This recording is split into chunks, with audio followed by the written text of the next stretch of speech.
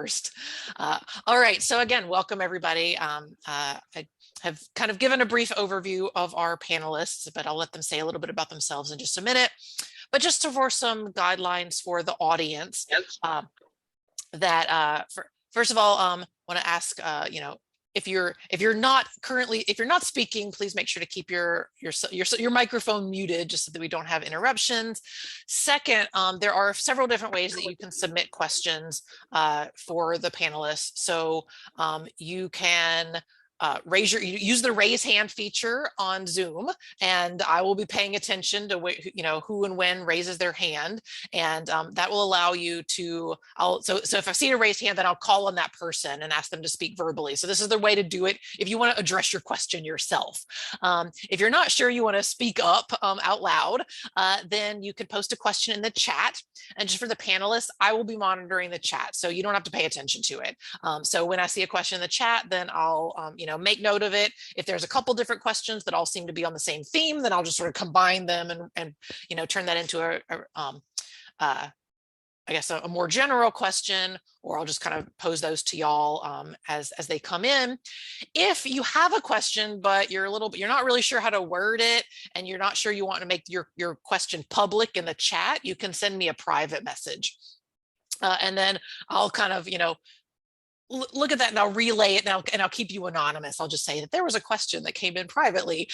So just in case you don't want to identify yourself that way. So there's lots of ways you can post questions. And again, for those of you, especially those of you who are current undergraduates, I definitely encourage you to think of some questions and take this opportunity or take advantage of this opportunity to hear from some fellow or previous students who've been in the same position you're in right now. Okay, so with that being said, I will turn things over to our panelists and let everybody say just a little bit about your kind of career journey from college to now.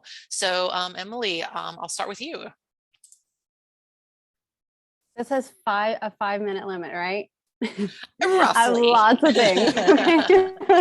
I'm sure a lot of us on the panel probably have gone through lots of different jobs. But so, yeah, I graduated from UL in 2015. And right after graduating, I became a risk management consultant for aquatics facilities. This was a very, very different from psychology, and a very short seasonal job. But I just kind of want to show that with the psychology degree, there's lots of things you can do. So because I had this degree and because I had multiple years of training as a lifeguard and safety aquatics, I was able to travel different parts of the country and I'd like to say be a spy. I would go, and basically my job was to make sure that all the lifeguards at the water park were doing what they should have been doing. And that required me to hide and film and then kind of pop out of the bushes and be like, hey, I'm your aquatics consultant, and now I'm going to test you and I'm going to show you your video footage. So that was a lot of fun. That was one thing you can do, especially if anyone has had aquatics lifeguard training. After that, I moved to New Orleans because I knew that I wanted to apply for Teach for America. In the meantime, while I was doing that, because it is sort of a process with Teach for America, sometimes it can take a year to get placed into it. I was a group counselor for ARC of Greater New Orleans. They have day centers where adults with intellectual disabilities go during the day and do productive activities like volunteer at different community centers and things like that. So that was a very fun experience, being able to work with that population. And then I was accepted into Teach for America. So for those of you who may not know, Teach for America is a program through AmeriCorps where you are assigned to a school in need for 2 years in different parts of the country. You can apply to different cities. They'll typically they'll they'll consider which places you want to go to. But at the end of the day, it's whatever schools are most in need of teachers and who are low staffed. So I was accepted and was placed in New Orleans, which is what I wanted. So for 2 years, I taught at a charter school in New Orleans I was a fourth grade reading and writing teacher. And then while I was doing that, the thing with Teach for America is if you agree to teach 2 years with their schools, they will assist you in getting your education certification, your teaching certificate. So once I received my teaching certificate and once I finished the 2 years, I moved to the Atlanta area and started teaching there. While I was teaching, I was also able, once I gained experience, I started coaching fellow teachers in the summer. So there's a lot of leadership roles there in the realm of teaching. And with teaching, I mean, I feel like every teacher should have a psychology degree, just because you're working in a group, a huge group, a building with hundreds and hundreds of people with totally different perspectives. So I think, if you're interested in the education realm, having a psychology degree is really great to start off with. And whenever you get into leadership roles. So my last year of teaching, which was last year, I was in a leadership role. I was the grade level chair for fourth grade, and not only working with children, but I was also working with managing multiple adults, which is very different from managing children. So again, a psychology degree is very valuable there. Right now, I am not teaching. I'm moving into my next step, moving towards the research side, hopefully, which is what I've been wanting to do. So currently, I am a product manager at a gift basket company, and I am also subbing on the side. So different with the product manager, I'm researching products that we should put in our gift baskets in the company. So I'm researching, what is it that people would like and favor with our baskets. So again, psychology fits really well into that. So that's it. Thanks, Emily. I appreciate your breakdown and your discussion of psychology. So, all right. So if you have questions for Emily, then make note of those. You'll get a chance. So again, y'all can ask questions of specific speakers, or if you have general questions that you'd like, everybody on the panel to speak to, that is fine too. So, especially if you've got teaching related questions, then Emily will be a good person to ask those too. But in the meantime, I'm going to ask Kyla Pecoraro to tell us a little bit about your career journey. Thanks, Dr. Brown. So it's definitely been a journey in saying that. So I graduated in 2016 with a psychology major and a child and family studies minor. When I first started in my career, I started working as a case manager for medical resources and guidance. What I did, I had 40 patients that had physical and intellectual disabilities. It was a waiver program through Medicaid, where I would go and check on my patients who lived in the community, who Medicaid would fund for them to have caregivers in home and certain services for them to receive. My job was to oversight that and make sure that the care being documented and the care being stated was happening and that they were taken care of. It was a very rewarding job. It was a job that I had to use my car to travel with. I'll say this, guys, you have your psychology degree, and of course, you get your bachelor's, you've been in school for 4 years. Right off the bat, you want to make lots of money, right? You have loans to pay. You have to start somewhere. It wasn't a very good paying job, but I love my job, and I had great experience in that job. As Dr. Brown knows, and Dr. Val, and I was involved in the research lab at UL. And I studied substance abuse a lot and addiction. I was actually dead set that I wanted to be a substance abuse counselor and that I was going to get my master's, and that's what I was going to do with my career.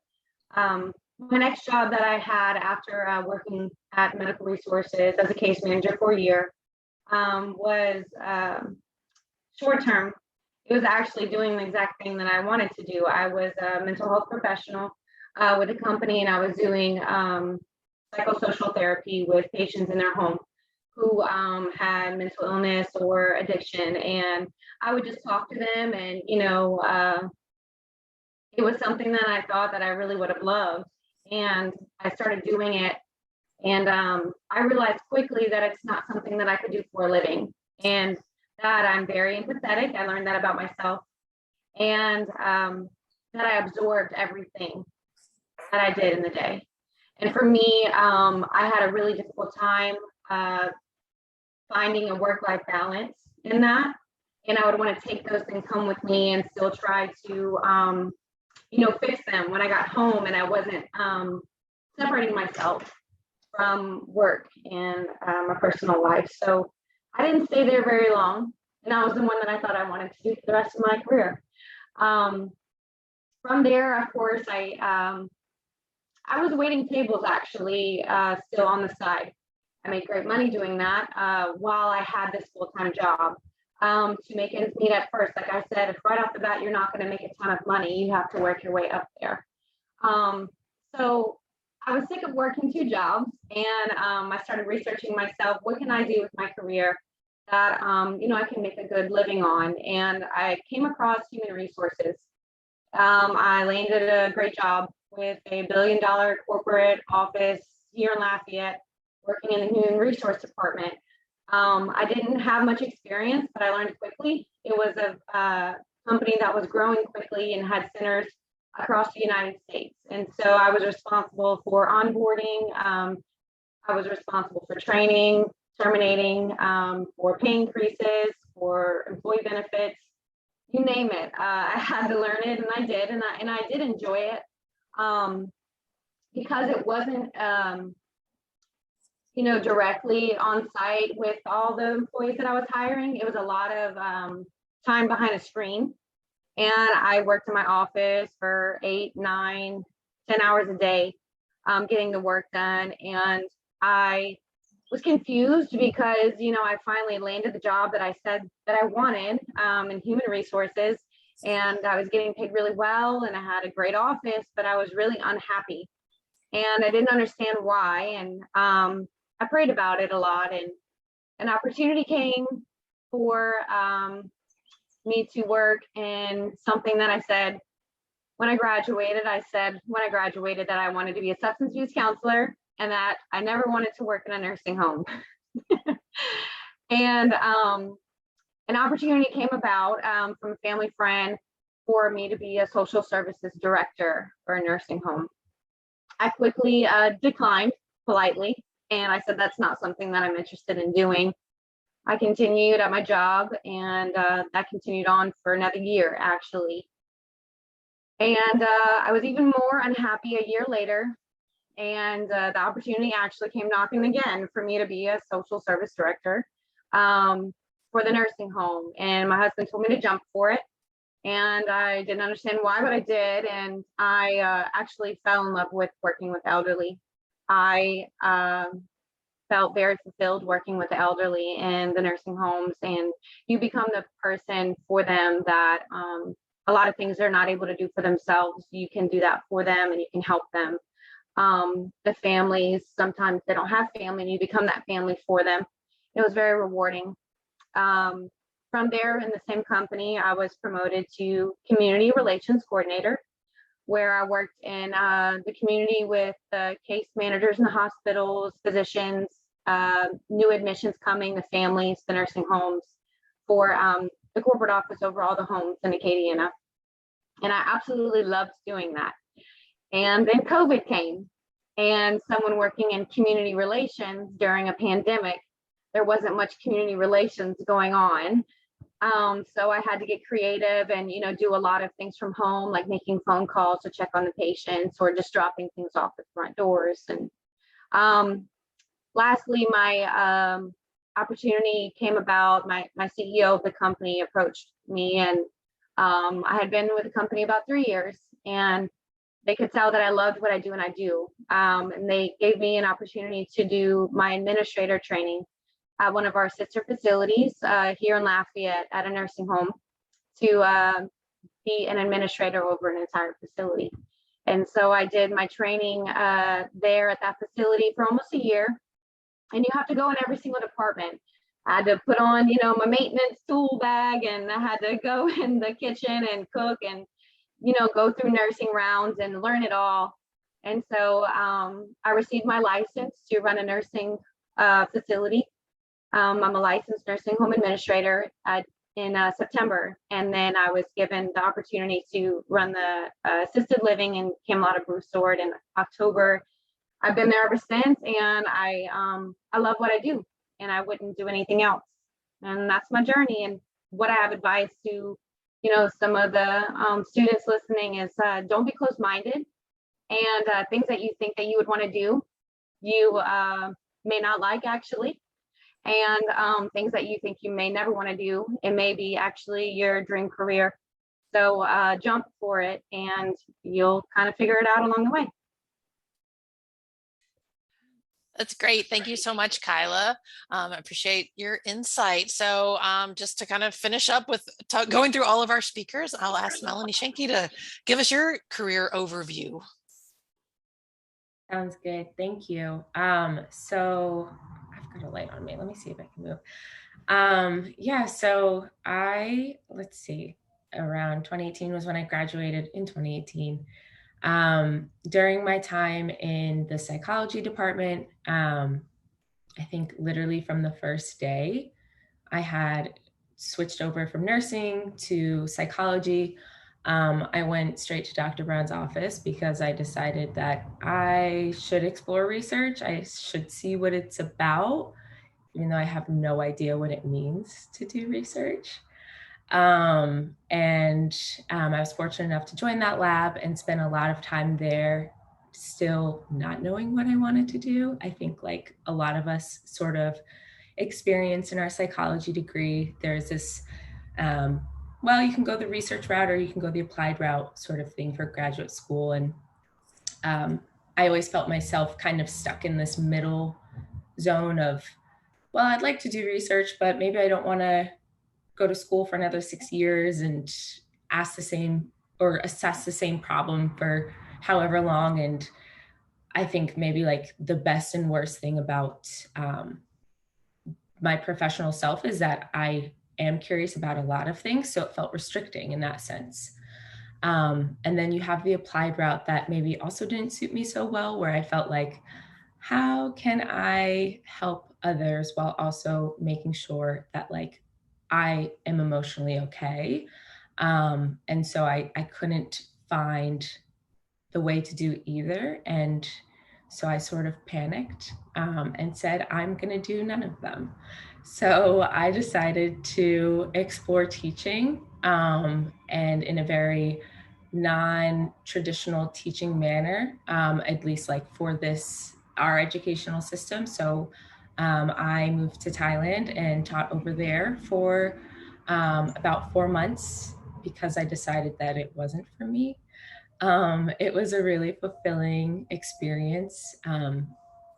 Traveling, of course, is one of the best things you can give yourself. And when you can also grow professionally and learn about what you want to do as a professional, as a human, that's also really beneficial. So I traveled a little bit longer, still not knowing what I wanted to do. I think there's a big question mark of what I want to do for years, and still is, I think, which is also a normal thing to accept, that maybe you don't ever know what you want to do, but you kind of just pick something and see where it takes you.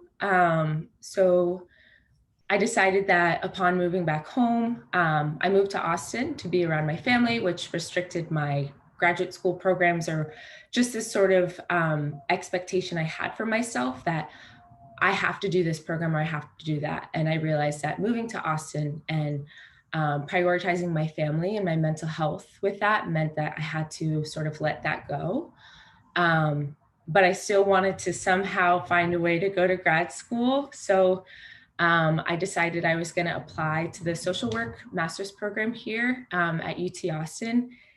And in the midst of that application process, I was working 3 jobs and probably like 70, 60 hours a week and barely able to pay rent, and mentally, physically, financially just exhausted. And someone approached me about the field of user experience. They had worked this role previously. They were just leaving and said, hey, I think you'd be a good fit. You have research experience. You should apply. And it was a really hard, I think, debate, right? Because there was that expectation that, well, I got my degree in psychology, so therefore I have to go and get my graduate degree in psychology. I have to continue down this path. That's what I expect of myself. And then I decided that the emotional and physical and financial stress that I was experiencing in that present moment was too intense for me to just like not get that like immediate satisfaction of like relief. So I took the job. So I was a user experience research recruiting coordinator. For those of you who don't know what user experience is, it's basically just a way for a product team. So there's designers, there's researchers, there's the engineers who build the product itself, whatever that may be. It can also be a service. They all work together in a cross-functional team where so from the research perspective, my job is to come in and say, okay, this is what we learned from these research studies, qualitative or quantitative, and this is what we need to do about it. It's a way of advocating for the people who are using the products, who are using the services, and making sure that we're kind of bringing down these business goals a little bit down to earth, which is going to vary, of course, within a company or across companies, how much pushback you get or whatever that may be. So I became interested in the idea that I could solve a lot of different problems with this role. And that obviously appealed to me because my biggest concern with research was, I don't know if I want to solve the same problem for a while or different parts of the same problem. So I decided that while I was working, I put myself through a UX Bootcamp, which is a way for people who come from a non-traditional background, who don't get a degree in human-computer interaction or graphic design, if you want to go the design route, whatever it may be, to sort of get themselves into this industry. And this is the tech industry typically.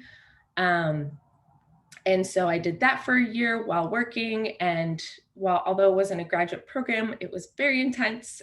It was very project oriented. And I was able to thankfully leverage my research skills that I had from my undergrad time with Dr. Brown and Dr. Sandoz. And I thought, like, without a doubt, upon deciding that I wasn't going to go the research route, that like, what are these skills even worth? Like, if I'm not doing research, what is it worth? And I can assure you that the time and energy that you put into developing skills during your program, whatever it may be, is going to benefit you. It's going to come around maybe when you least expect it, or just when you least expect it. And so now, not only do I get to work in a really like exciting field and I enjoy the work, I don't enjoy working behind a computer every day, but I enjoy the work. I get to work for a team on Google that actually aligns with my passion and what I care about. It is like a direct sort of reaction to these larger issues on data and privacy and safety. And we are able to have a voice with this sort of business aspect and be able to say like, no, actually, like we shouldn't be doing that. And that voice is respected because we have that sort of data and those insights to really back it up. So yeah, that's sort of where I'm at. And I don't think my journey is over. I teach yoga on the side a little bit and am waiting for the day that hopefully it can become a little bit more than just a part-time thing. And I think honoring like where you are in your journey and recognizing that sometimes you just have to sacrifice and take care of yourself. Like I had to sacrifice these expectations or beliefs I had so I could financially support myself. But I know that that doesn't mean my journey is over. I can still find a way back to maybe something that's a little bit more meaningful to me, or ways that I can help people heal how I want, just not in the typical setting that I expected myself to do through a graduate program. So yeah, that's my story. Thank you so much, Melanie. I really appreciate your honesty and your openness of kind of talking about your journey of, expectation. I think both Melanie and Kyla kind of had, although different journeys, shared the idea of, shifting from one thing to the other, and changing your expectations along the way and falling into something that you never thought you would do, and still finding meaning in it, and finding a way to make a contribution that is ultimately consistent with your values, but in an avenue that you really didn't expect going in. And I think that that's kind of a really important insight to keep in mind, that I think Kyla mentioned that, good advice is just keeping your mind open and, being willing to try new things, and that it might pay off in the end. But we can definitely return to these issues, but I want to give Chloe a chance to share her journey. So Chloe, I'll turn things over to you. Sure. Just a heads up, if you hear any noises, my husband's playing with my puppy to keep him away from me. So he's in the background. I graduated in 2018, obviously with a bachelor's in psychology. But the summer before my last semester, which I graduated in December, I did a couple of internships out of state for advertising. I was playing around with the idea of, do I want to go a non-normal psych route with my degree, or do I want to go into social work? And I really was back and forth. I researched schools for both. I applied to both. I could not make up my mind until I finished my internships. And so I did one internship that was strictly for strategy in advertising, which is literally all research. It's a great field. If you have a psych background, they love people from psychology because you understand, how to research what people want, what they're interested in, maybe what would drive them, who the target audience should be. That's all strategy. I did a boot camp for that. That was really intense. And then after that, I went in and did an internship for operations and sales for the current company I'm working for. And I really liked that company. I liked what they did. I liked the fact that there was creative aspects of it, but while I'm not all that creative, I got to kind of be involved in that. And so my day was never boring. I was never doing the same thing. I was never looking at the same thing. But I wasn't sure what it was I wanted to do. And they were thankfully willing to work with me on that. And so I got hired as a producer, not knowing a single thing about what production was, and them full well knowing that. But because of my psychology background and the internship that I had done with them, they had full faith that I would do great as a producer in production. And producer and production for advertising, it's kind of a mixture. I like to call project management mixed with very expensive babysitting. You oversee creatives, and creative people are not always the easiest to talk to. They can get frustrated sometimes, and they need someone to understand that they're not frustrated at you and they're not snapping at you. They just are working on something that's giving them a headache. And coming from a psychology background, that has made it really easy for me to communicate with people on my team and to oversee and make sure that they're getting what they need in order to be creative and in order to do the project and the job that needs to get done. At my company as well, I also serve as we do a mixed role. So I'm a producer, project management, and account management. So I also make sure that the client is happy. And my psych background and the research that I did in having to organize everything and look at everything a different way has come in really handy with making spreadsheets all day long, organizing and color coding, surprisingly, the creatives love it. It helps them find things. And then also making sure that our client and our account people are happy. My favorite thing is when they call my boss and they're like, we want to come back because we love Chloe. I'm like, okay, great. I'm glad everything went smooth. I had a headache, but we're good. So it's really interesting. But basically what I figured out in the past, couple years is there's a lot of different roles in the advertising field that someone with a psych background or research background can go into. I tell someone that my background was psychology and their ears perk up. They're like, oh, really? Okay. Because instantly that means, yeah, I know how to deal with people. I know how to communicate with someone when they may be upset. I can help problem solve. I've typically done research, and that's really important in the advertising community because all you're dealing with is people and you got to keep everyone happy. But it's also never boring. So anyone that's looking for something that you do that's a little different, where you're working on a different project every day, where you're dealing with different people every day, where you want something a little bit creative, but you may not be creative yourself, it's kind of a fun field to work in. That's pretty much it.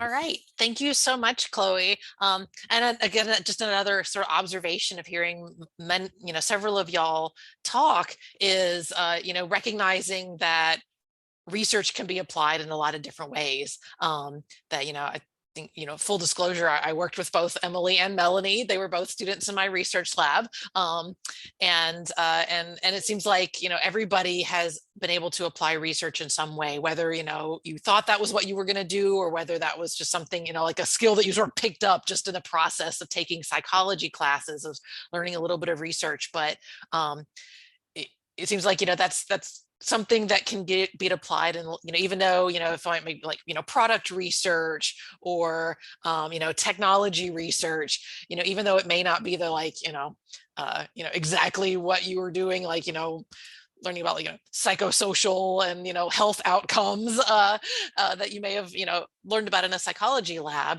that just collecting data and then making sense of that data is something that actually is a valuable skill in a lot of different careers, even if it doesn't seem obvious at the time.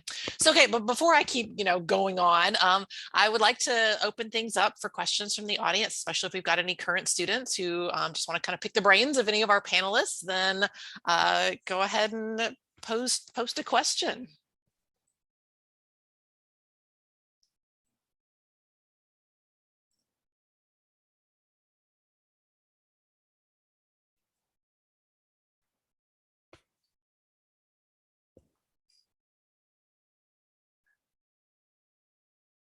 I have a question.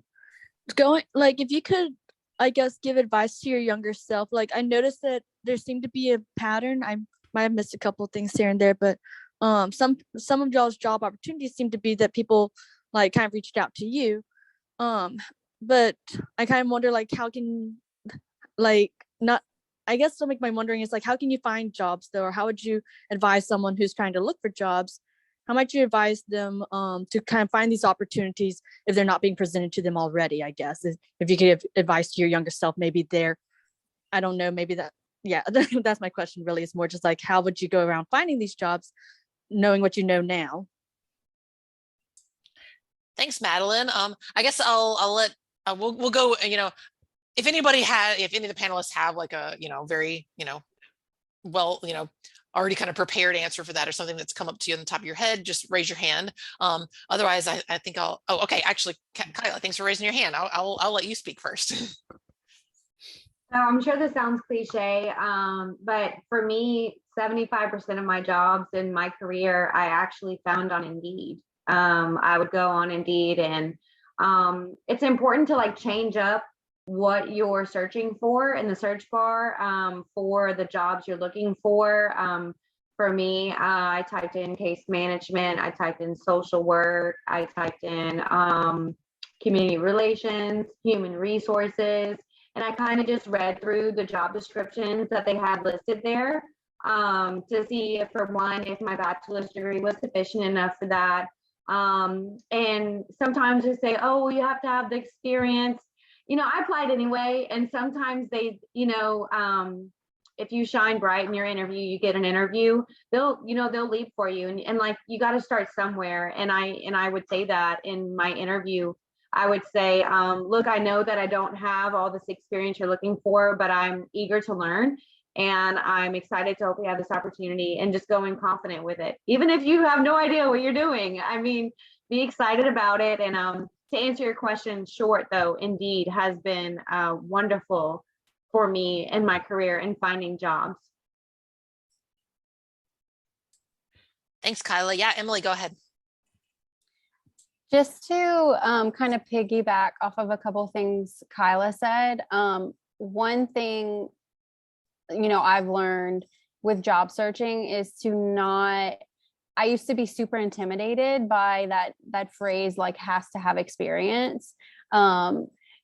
It's intimidating, especially if I'm like just kind of searching online for anything just to get an idea. And the one thing I've learned I've had 6 jobs since graduating, is that every single job I've learned how to do it on the job. Not enough of night school could have ever taught me how to be, a good teacher in front of kids. I learned it in the moment in front of children.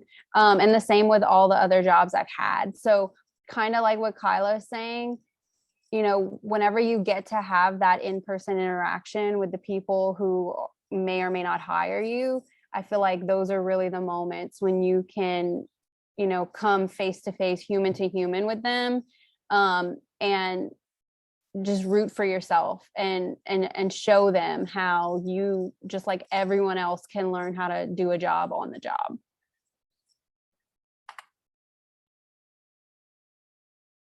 Yeah, go ahead, Melanie. I'll also piggyback off of that. There's a really great TED Talk. I don't remember her name, but if you look up Power Stance, I believe is what it is. Her whole motto is fake it till you become it. So one thing that I practice before every interview is literally just shoulders up, really like strong and confident.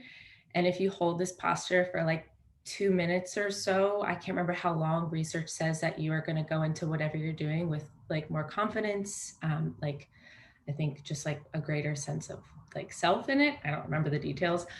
So I highly recommend listening to that. And that's like one thing that you can do, but the really big thing that you can do is just really trusting yourself in the skills that you have acquired, and really showcasing those things, and like being proactive about showcasing those things, right? So like you don't need to be cocky in any way, but you can reach out to a recruiter, or you can say to someone, find the company that you are passionate about working for, and shoot them an email and let them know why you are the best fit for that company. If a role opens up, let me know, because these are the skills that I have and I care about this place. So really sort of like putting yourself out there is really helpful as well. Like being very active on Indeed or LinkedIn or whatever it may be, about just keeping up the communication and just letting people know that you're eager to get in that job. I found that to be very helpful. Thanks, Melanie. Yeah, go ahead, Chloe. Just to quickly piggyback onto what Melanie was saying, 100% if there's a job or a company that you're interested in, message them. The place that I did an internship with, they had no openings. I just kept up with their recent work for 2 months. And when I saw something come out, I would shoot them an email. Oh my gosh, this looks so great. Like the team did so awesome. And I kept in touch with them, and they had no roles open. I didn't know what I could possibly help them with, but I knew I wanted to work with them and I loved the team, and they ended up finding a position.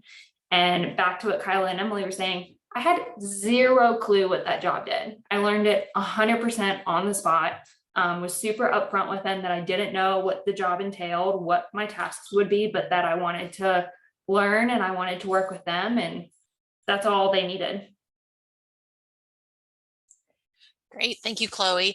So we've had a couple of questions come in over the chat. And Mackenzie had asked about how you maintain patience with the process of finding a job. And Felicity asked, do you cope with the scary uncertainty of not having a specific job or profession planned? And I think that some of y'all have already kind of spoken to some of these questions and kind of talking with like, just putting yourself out there, just, seeing what comes up and coming in with confidence. But I guess I wanted to, kind of see if any of you had any additional thoughts about this, both, the sort of patience and scariness that comes from not having a job or not having the job that you want and searching for something new, and kind of how you cope with that. So I think, okay, yeah, go ahead, Chloe. Patience is definitely a big thing, especially when job searching. You may reach out to a company, and this happened to me. You don't hear back from them. Sometimes they're really busy and they don't have time to, and that's nothing on you.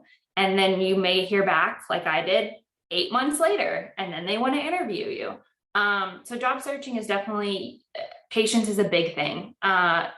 If someone doesn't get back to you, it says nothing about you. It says more about them and the fact that they're probably slammed. So don't take it personally. It's one thing that you just have to reach out to, kind of spread your net wide, like reach out to as many people as you can, and just keep your head high and your hopes high, because you'll get something. And when you get something, that'll be what's right for you in your next step. Yeah, thank you, Chloe. Go ahead, Kyla. I'd like to say it always happens, job opportunities, when you least expect it. You can search for the longest and, not hear anything. And I'm telling you, I applied to so many jobs. And then one day I got 2 calls and I had 2 interviews in the same day. And then, and then I accepted a job, and then another person called a week later. I said, well, where was these people? I was looking for so long, but it just happens unexpectedly. A lesson that I learned that was so valuable from Dr. Wozencraft's class actually was about our resumes and tweaking your resume to what the employer wants to hear. Me personally, I go through dozens of applications every day, and I post my jobs on Indeed. And what you want to do is basically tweak your resume to that job that you're applying for. Don't have the same resume that you apply to every single job. So reading through that job description and the link for the job. And for example, if you have in the job description something stating about needing to utilize conflict resolution. I'll never forget Dr. Rosencraft explaining this. Her first job was at McDonald's. And she mentioned how she utilized conflict resolution through the drive-through with an unhappy customer, and having to think quickly and having to make them happy and, solving the problem. And that was utilizing conflict resolution. So it doesn't matter where you're at making money, where you're at trying to land a job. There's skills that you learn, even when I was waiting tables, that you can put down as a skill that applies directly to the job that you're applying for. And you can tweak your resume for them to be like, wow, this is exactly what I had in my job description. This is the employee I need. In reality, you just paid attention to what it listed and you tweaked your resume accordingly. And it's truthful things, but just using your verbiage in your favor whenever you're applying to make it directly about that job. Thanks, Kyla. Yeah, that's good advice of, being mindful of what the job is searching for, and not lying on your resume, not making up skills that you don't have, but describing your skills in a way that is going to be consistent with what the employer is looking for. So Emily or Melanie, do y'all have anything to add about, how you find patience and or cope with the anxiety of the job search? Yeah, Emily. So I will say that it wasn't until I started working that I started experiencing, I don't want to say failing, but like up to that point, I'd always gotten what I wanted if I worked hard enough. And I think that you're going through school all your life, and the system's kind of set up that way that if you work, hard enough to some extent, you're going to get what you want. And, you know, I thought that I was going to go to graduate school, and, you know, I did really well at UL, and my confidence was so high. And I applied to a very niche PhD program and realized, like, when the rejections started coming in, like, oh, wow, like when it comes to being an adult and job searching, like, it's not always, you know, working hard enough. Sometimes it's luck. It's a lot of different things that go into it. And I will say that, you know, having a support system is super important. And kind of what Melanie was saying, making the decision to put, you know, life balance first in your life, and not making your career, you know, 100% all of you. I know that for myself, you know, being especially in college, like, I did that because I got really good results when I worked hard enough at school. And whenever you are out of college, just you're in the, I hate to say it, but you're like in the real world, and, you know, there's a lot of different variables at play. So I would say, you know, with the patients, like, having a support system, a close-knit support system with you, who is also working with you to, like, work towards those goals and values that you care about, I would say is probably really important when it comes to dealing with the ups and downs of finding a job. Thank you. Yeah, go ahead, Melanie.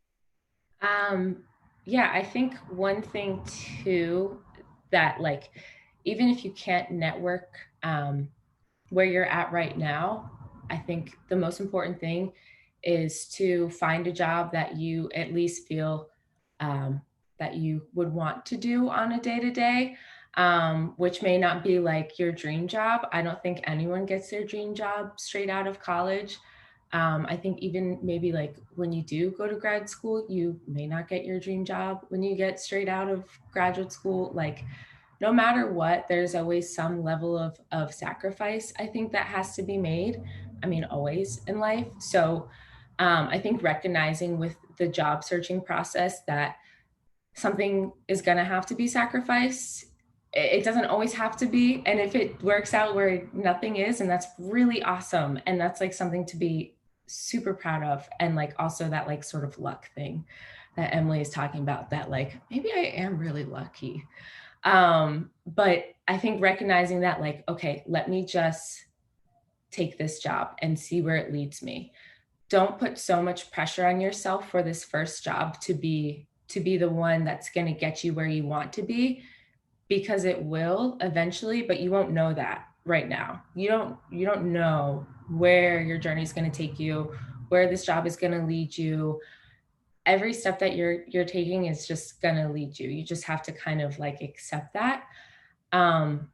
Another thing too that I found really hard with the job searching process, because I had just went through it for like probably like 4 or 5 months, and then got my job and started it in November. So all of the summer and all of that year leading up to it through my UX design bootcamp was just like really severe stress of, am I going to make it? Am I going to get into this industry that I'm putting all this money into? How am I going to make it? When is it going to happen? How do I know? Like, so many questions. And I wish I could just go back and just tell myself to just relax and just like let loose a little bit. Like, don't spend so much time on these little, like, yes, like take care of the important details, but like don't overwork yourself to the point of exhaustion when searching for a job, and know that like you're going to be rejected. And when you're rejected, think of it in a way of like, okay, good for them. That's great. Somebody else got that job. That's awesome. I wonder what skills they had. Or maybe like this wasn't the job for me. Like all the jobs that I thought were the right job for me, the best, like, oh, that's such a cool team. Like, I want to do that. I want to solve those problems. And I was so disappointed when I didn't get it. And then when I got this job, I'm like, all right, well, that makes sense. So you just have to like keep trusting that every step is going to lead you. And network, honestly, network the heck out of everyone around you. It is so beneficial. Ask questions, get to know people. Just, it can be like literally your barista and they know someone whose uncle runs a company who needs this person. Just talk to people and you don't know what's going to come presented to you. So that was all over the place, but. Thanks. I think Kyla wanted to speak. Yeah, go ahead. Absolutely. So, Melanie, exactly. Networking. I'm everyone's sick of hearing that, but it's so true, guys. Like, and even in jobs that you start out in, like I said, my first job in case management, I can't tell you how many people that I worked with in that job that ended up coming back around in other jobs, or that I communicated with them and I kept in touch with them, which led me to more opportunities further down the road. Never burn a bridge. Always, network, communicate. If it's a job that you really want, another panelist had mentioned, message them, tell them how interested you are, and introduce yourself. I solely have given opportunities to a person. I interviewed several people in a day, and someone who sent me a personal message saying how much they enjoyed the interview, and I thought that they interviewed great. But that made me want to, bring them in for a second interview that much more, because I could tell that it wasn't just another interview that they went on. It was something that they really wanted. So network with everybody, just like she said, and never burn a bridge. All of these people, they work in the same field as you, and you will be surprised how many people come back around that you work with again. And that may present you actually an opportunity to an even better position. So talk to people, just like she said, and it's going to lead you to some great opportunities. Thanks so much. So I wanted to address another question that came in over the chat. So Faith was asking about research experience, or rather lack thereof. I know we talked a little bit about how you can kind of be creative with your research experiences and use those further on. But what if you don't have research experience as an undergrad? Can any of y'all give advice for like how to, build a successful career without that research experience?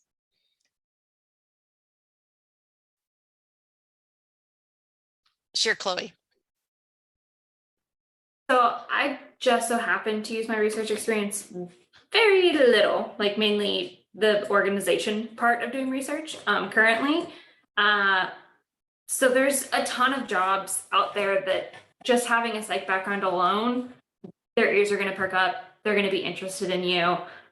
You can push the fact of what you've learned in psychology, communicating with people, all of that problem solving, literally anything people related and psych related, they're going to be interested in it. It relates to way more jobs than you think of. Every single job pretty much out there deals with people. Oh my gosh, he's chewing my table, sorry. Deals with people, and almost every job is also going to have problem solving, and you're going to have to, communicate with others and work with other people, and psych is a great background for that. My current job loves people with psychology. They also take people with even more random backgrounds than mine. My boss was a hairdresser. And I would love for him to cut my hair, but he's in another state. But you can also you can work with account people and clients, and that's advertising side, brand side, big Fortune 500 company side. Pretty much any client is going to have an account services, account management position, human resources, like I believe Kyla mentioned previously. There's a ton of other opportunities out there that your experience in psychology and the fact that you can talk to people and understand people. And I don't know about you, but it's a lot harder for me to get mad at people now, because I can understand where they're coming from and empathize with them because of my psych background. That comes in handy in the job force. So I would say just leverage that, and you don't really have to stress about the research part. Thanks, Chloe. Any other advice for Faith? Yeah, Kyla. I agree. All of the jobs that I had held didn't require research experience. I did have research experience, and I did love working in the research lab. Like Chloe had mentioned, I learned a lot about people and, maybe reasons why people do things, or exactly, I can't get mad at people because I understand where they're coming from. And instead of reacting, you respond, you process it, and learn how to, respond to acknowledge their feelings that maybe they're having as well. But all of the jobs that I held, they didn't require you to have research experience. I just think I do recommend getting in the research lab, and I do think it is very resourceful in the field. But yeah, there's lots of opportunities out there. Yeah, Emily. Yeah, so I would say, from my experience, none of the jobs I've taken have hired me because I had the research experience, even though that was probably one of the most valuable moments of my life, having those research experiences in the psychology department. But going into the different professions, I found out that no matter what profession I was doing, I was always analyzing data, which is like a big part of research itself. So, whether I was, auditing a lifeguard, I was like analyzing whether or not they were hitting certain standards and then intervening, deciding what to do next. With teaching, I was always looking at students' performance, and then figuring out how to to help benefit the student in whatever way I could based on the data. So even if you don't have research experience, it may be likely that if you do, want to get into research, it may happen in the job, because every single job I've had so far, I'm analyzing data and then making adjustments based on that. Yeah, thank you. Yeah, go ahead, Melanie. I also didn't get my job. Like, everyone I worked with did not have research experience. So because I had that, it helped, but in no way, shape, or form was it required for my first job. So definitely know that you can let go of like that expectation of yourself. You're going to be okay. With that in mind too, if you are curious about exploring like different ways to sort of like build skill sets or leverage a skill set that you already have, Coursera is like a platform where you can get like certificates in different things that are really beneficial for different parts of like being a professional, like data analysis. Maybe I know there's one there. There's definitely one on like research, but you don't need research. There's like all sorts of things. There's probably stuff on human resources. So I would recommend checking out Coursera if you are kind of like, what can I do? How can I leverage my skills? There are resources there to help you get things on your resume, because resumes help, of course, that's what they look at. So having those certifications are really going to help you stand out in that job application process. Yeah, thanks. I just wanted to kind of, follow up and echo what a lot of y'all have said, just to kind of, again, speak to Faith's question, is that I think, well, yes, research is valuable, but to a large extent, research is valuable when you're, looking for, jobs, outside of graduate school, just because it's an experience that you can learn from, and you can learn from a lot of different experiences. So I think, a good thing to be investing your time in is something beyond, your classes. So getting involved, whether that's an organization, a volunteer work, or even just, your job is, be doing, like make the most of your classes and what you're learning in those classes. but also try and get involved in something else so that when you are looking for jobs, you can talk about the diverse skills that you have. You could talk about, like I was a member of this organization and I helped, plan a recruitment event or a fundraising event or something like that. Or, I worked in fast food and got skills in conflict management. So just kind of think about, making the most of whatever experiences you get to have.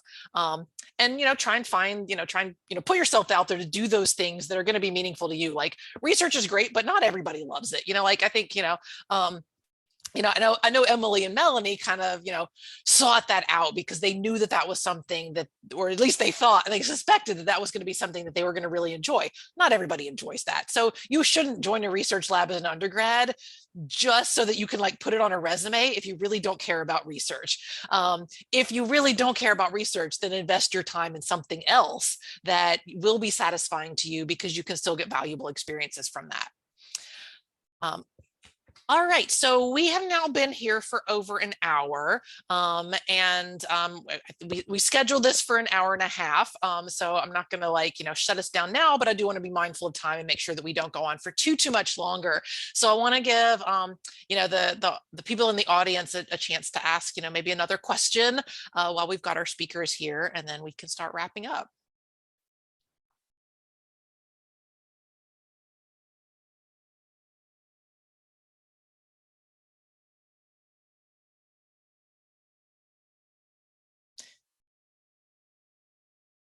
Dr. McIvers, I see your hand is up. Go ahead. Hi, everybody. It's nice to see you all again. I just wanted to ask, do any of you regret having majored in psychology?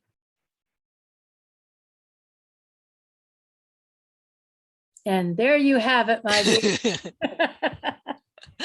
That looks like a resounding no. Good question. Yeah, go ahead, Melanie. Sorry. I have one quick thing to say with that. Maybe I'm biased in this, but I think if you want to just have a degree that can get you into a lot of different fields, if you aren't sure what you want to do, but you at least want to have a valuable skill, psychology is it, because you know how to understand people and empathize with people, and that goes a very long way. So no regrets for sure. Yeah, thanks, Melanie. All right, Mr. Bowman, go ahead. What were you going to bring up? I was just going to piggyback on that just a little bit. Typically, talk about when I'm talking to students about what two courses, let's say, that could supply them with, broad-based background in psychology. I always refer to intro and something like lifespan development because you cover everything. What I think about with these ladies is that their flexibility, I wrote down several things: flexibility, adaptability, resilience, stick-to-itiveness, determination. You've got some eclectic abilities that psychology has afforded you. You've got a well-rounded liberal arts education. You're very resourceful. I think all of us are kind of like in that James Marcia moratorium for a period of time. I've not heard anybody else pronounce the last name, maybe Marcia to some, but and I also think about the post-pandemic avenues that a lot of people have taken. People have gone into different jobs, and when the jobs weren't available, their skills led them maybe to other things they hadn't considered. These ladies seem to have been well prepared, seem to be evolving, and just, very eclectic and willing to rise to the occasion. And I think, psychology and working with people, just the field of study lends itself to the resourcefulness that they've demonstrated. So I just want to commend each of you and thank you for what you share. That's all I got. Thanks, Mr. Bowman. So if we don't have other questions from the audience, I was actually hoping if we could kind of wrap up with, or I guess I have a question, if you guys wouldn't mind, maybe think about where you think your career is going. Where do you see yourself, continuing to grow over the next few years? And it might be that you're kind of like, a lot of you have kind of gone where things just take you. So maybe you don't know for sure, but I guess where do you kind of see yourself going if you have that foresight? Anybody want to start? All right, Emily, yeah, go ahead. I think that I'm moving more and more towards what I would think of as balance, in the sense of I'm see myself in the future, even now, as moving still towards my values, which is I still really love psychology and anthropology. I never stopped. And I still always loved being a student, being a researcher.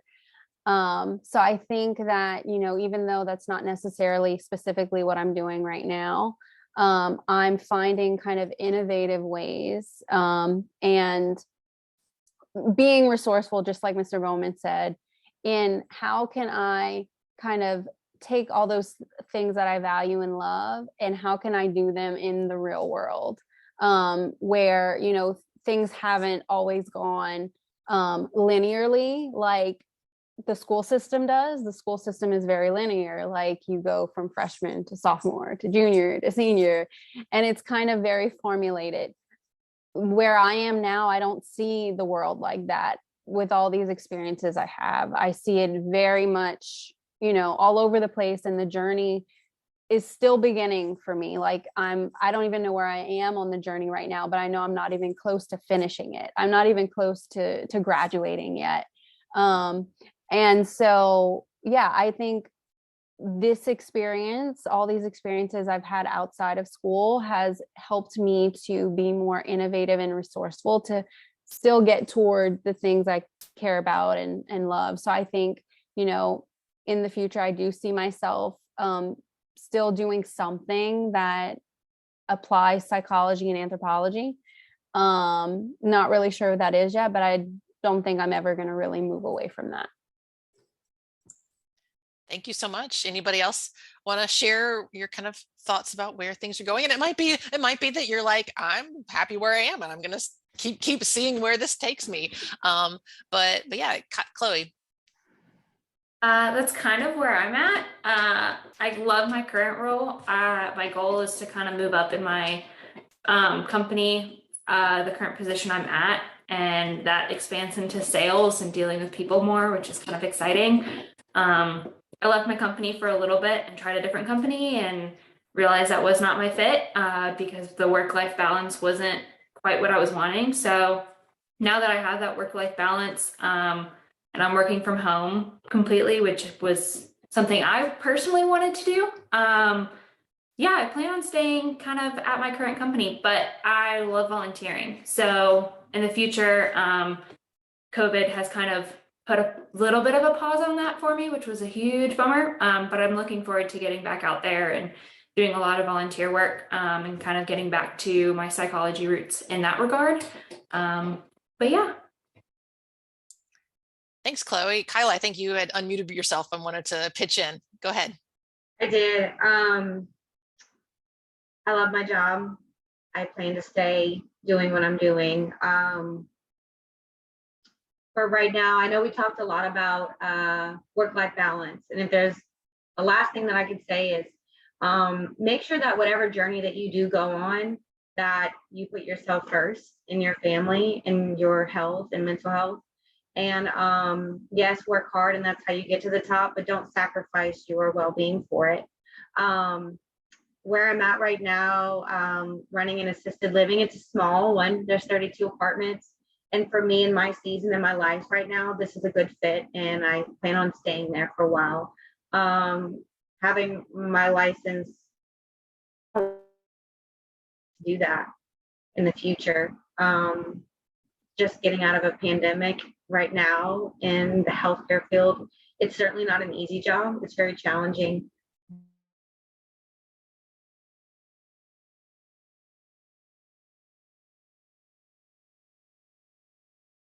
So, but you ask yourself, well, what else am I going to do?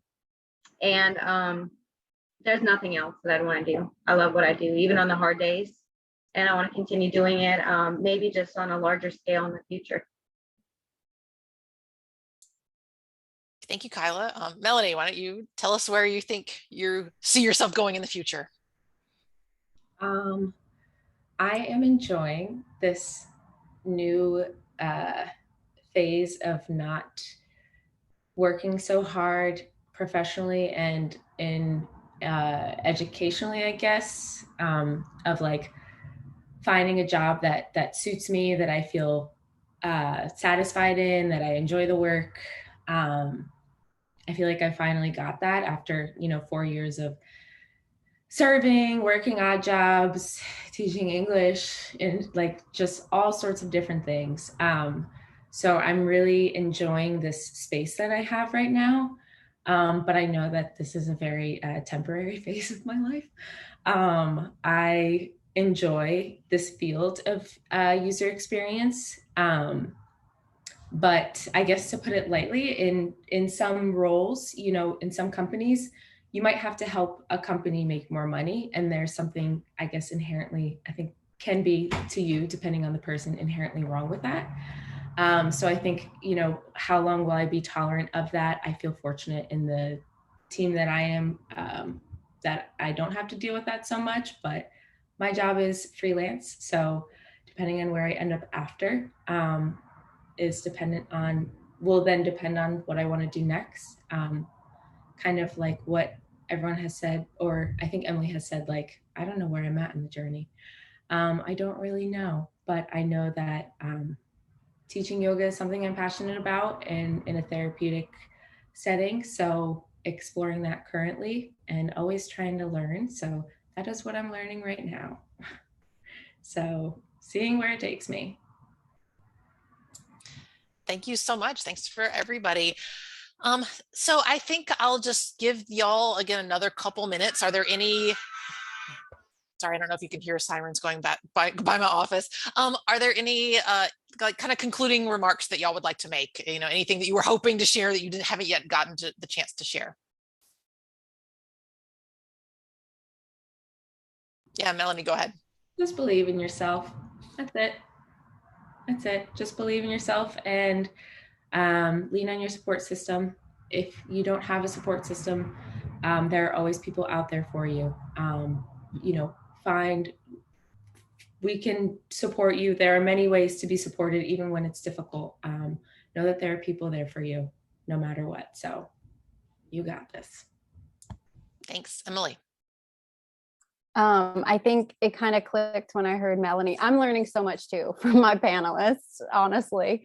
But one thing is, and it's good to, be around others in the panel who have had similar experiences. This is actually really nice. I haven't really met many other people who graduated from UL in psychology and have taken similar journeys. So I enjoyed this, but the whole believe in yourself part, at the end of the day, like, these interviews, you trying to find a job at all, may be intimidating and scary, but at the end of the day, these people who you are trying to, please to try to get a job, they're people too, at the end of the day. You may be applying, to work for a big company. These big companies are run by people just like you. And if you, just believe in yourself, and they can see it. I mean, a lot of what people are looking for is like your attitude and like, do you believe in yourself and do you have confidence and can you stick by what you believe in? Those are the biggest things. Like, there's no fact I learned in a psychology class that like helped me, one specific fact that helped me in a job that I could say, oh, I learned this in Dr. Brown's class and this is going to help me. It's more about like the attitude you bring into a job and, being ready and being in that mindset of like, you're always a learner. And whenever you get in your job, like, you're going to be learning more and you're going to want to have that growth mindset. So that. Wonderful. Thank you so much. Kyla or Chloe, did y'all have anything that you wanted to kind of wrap up with? Yeah, Chloe, go ahead. Yeah, just also that as you're graduating and looking at jobs and trying to figure out what it is you want to do, if you don't go the typical psychology route of going to grad school or, the many job opportunities that are out there, and you want to do something maybe a little bit different or similar to a path that we've done, don't let others that are doubting you put doubt in your mind. I know there was a ton of people that said when I was graduating that, oh, well, that's, not the normal route, and that's super weird, and are you sure about that? And but I was sure, and it was something that I was excited about and wanted to do. So if it's something that you're excited about and you have faith in and you're hopeful for, don't let others put doubt in your head, because there's a ton of opportunities out there. Thanks. Kyla, I don't want to put you on the spot. If you've said everything that you wanted to say, then that is fine, but I just wanted to give you a chance to wrap up if you wanted. I love what Emily said about attitude. Going into an interview with a smile on your face and a positive attitude and being confident, that's priceless. There's people, that I've hired that had a lot more experience on their resume, but weren't good communicators, had maybe not the best presentation or attitude when they came in, that I, didn't offer to, but the person that came in confident, that was their job. And they said when they leave, shake their hand. I look forward to hearing back from you. I'm excited about this opportunity, things like that, that they're confident and that's their job and they're going to take it. Those are the kind of things that, we look for in people: being positive, having a smile, being open and to change, and being able to be a chameleon, evolve with change, because change is going to happen. You got to be open to learn new things at work or whichever. But like Emily said, I just want to stress that that's so important. The attitude, that's something you can't teach people, you can't teach people to be a good communicator or be a good listener or have a positive mindset. That's just something that they have to have. I can teach them all the other things that come along with the job, but that's something that's super valuable, and don't underestimate that going on an interview.